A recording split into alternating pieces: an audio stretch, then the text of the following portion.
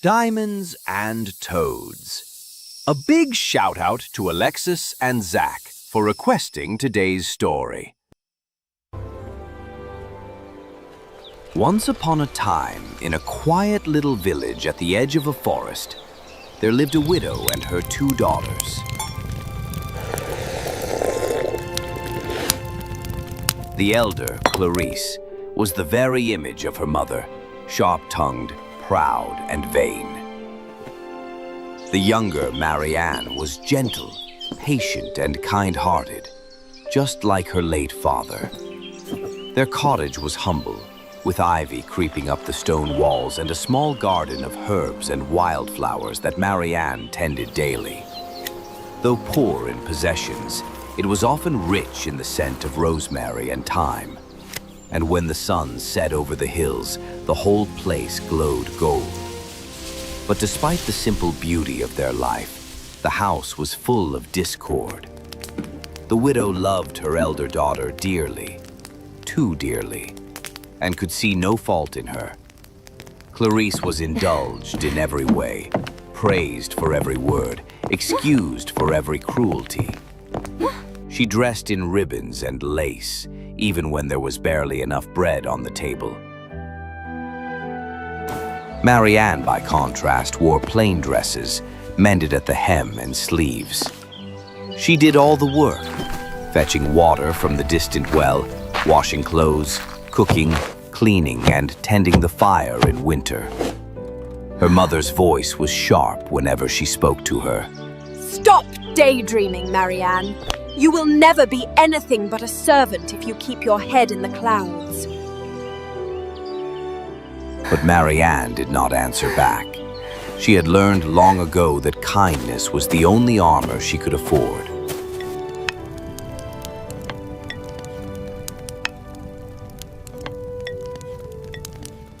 One summer afternoon, the sun was fierce upon the fields, and the air shimmered with heat. The widow realized there was no water left in the house. Marianne, go to the well at once, the one beyond the orchard. It's the freshest. Take the largest jug. Don't dawdle. It was nearly a mile away, and the path wound through dry grass and thickets of briar. But Marianne said nothing. She lifted the jug, tied a kerchief over her hair, and set off. The air was heavy with the buzzing of bees, and her feet brushed the dust of the path.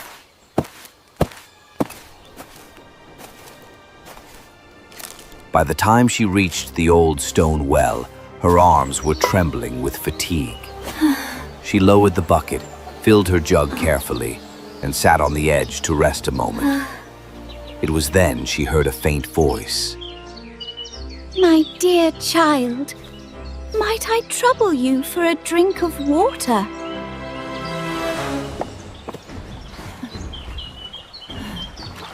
Of course, ma'am. You must be very much parched in this heat. Marianne set down her jug at once. She dipped her jug again, rinsed it clean, and drew fresh water from the well. Holding it carefully, she offered it to the old woman, who drank with slow, grateful sips. You are too kind, my dear. Not many would serve a stranger so sweetly. It's nothing, ma'am. You looked thirsty, and I was here. It is not nothing, child. Few hearts are so pure that they do good without thought of reward. The old woman's eyes gleamed with something ancient and knowing.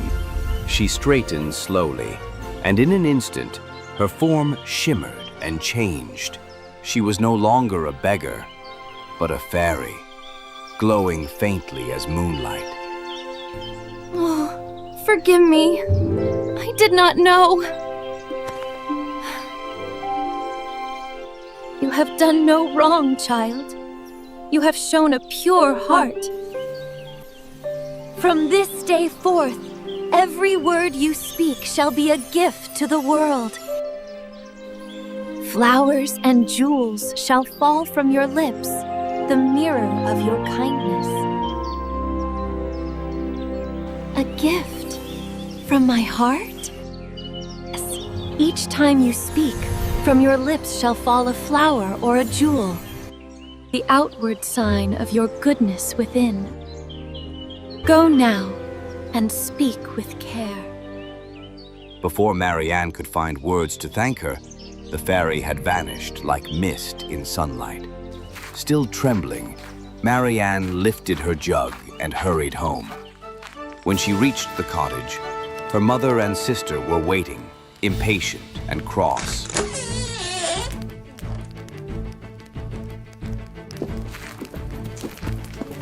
At last! Did you fall asleep at the well? Give me that water! Oh, sorry, Mother.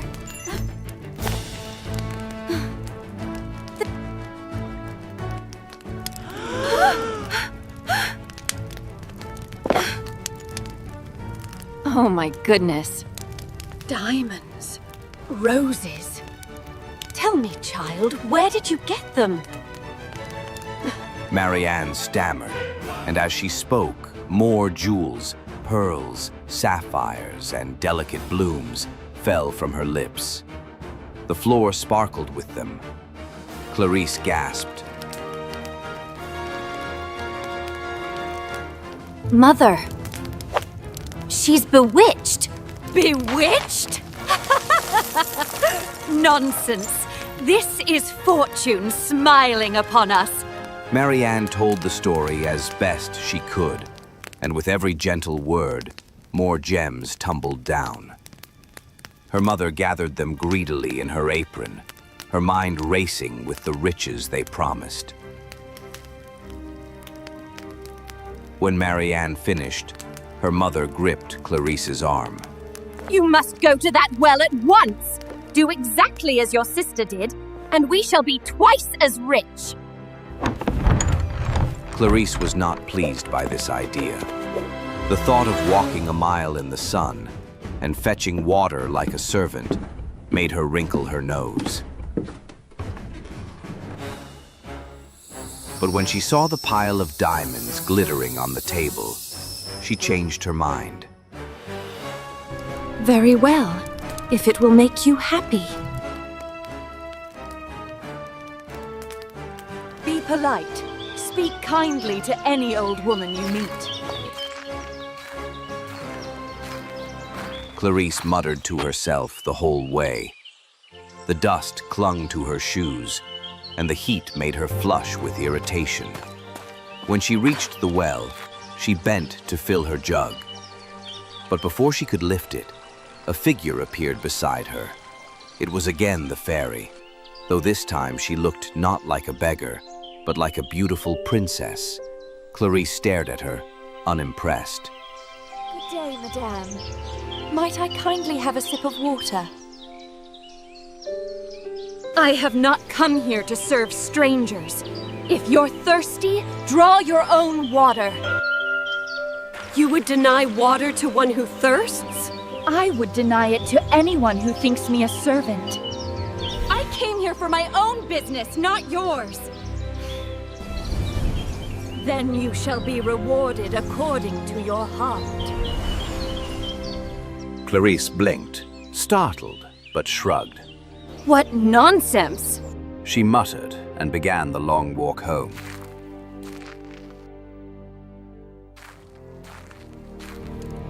Please, let her have met the lady. Please let her be blessed.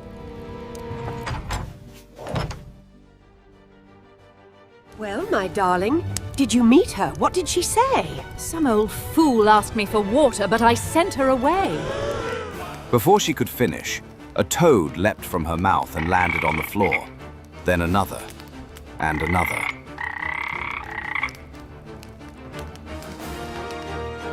The next word brought a snake, coiling and hissing.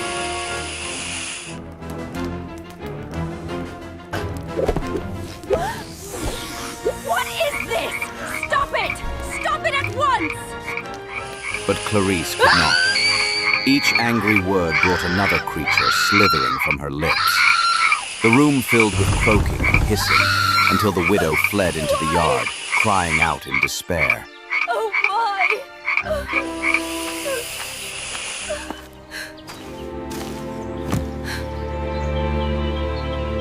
This is your doing! You've cursed your sister! No, Mother, Get out! You have brought ruin on your sister and on me! Get out! Get out now! The sun had just begun to set when Marianne left the house. She walked toward the forest, her eyes wet with tears.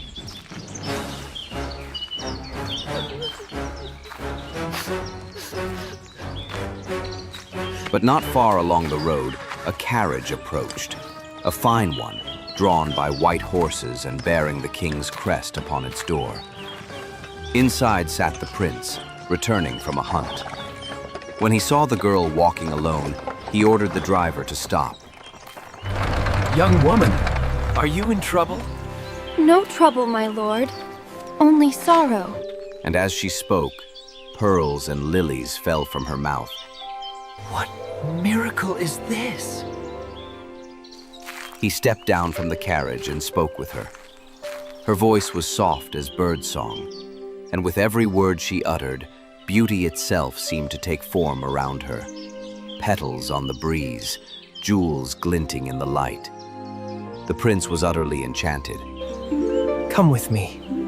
My father must meet the maiden whose words are jewels. Marianne hesitated, but something in his eyes, honest and gentle, made her trust him.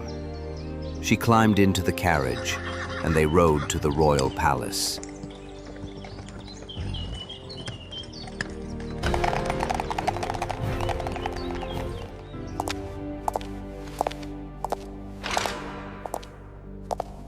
The king and queen received her in the grand hall, and when she curtsied and greeted them, diamonds rolled across the marble floor. The courtiers gasped, and the queen's eyes widened. The court erupted in whispers. Such grace, such modesty. Surely heaven has blessed you. And what reward could be fitting for such virtue? If she will have me, father, let that be her reward.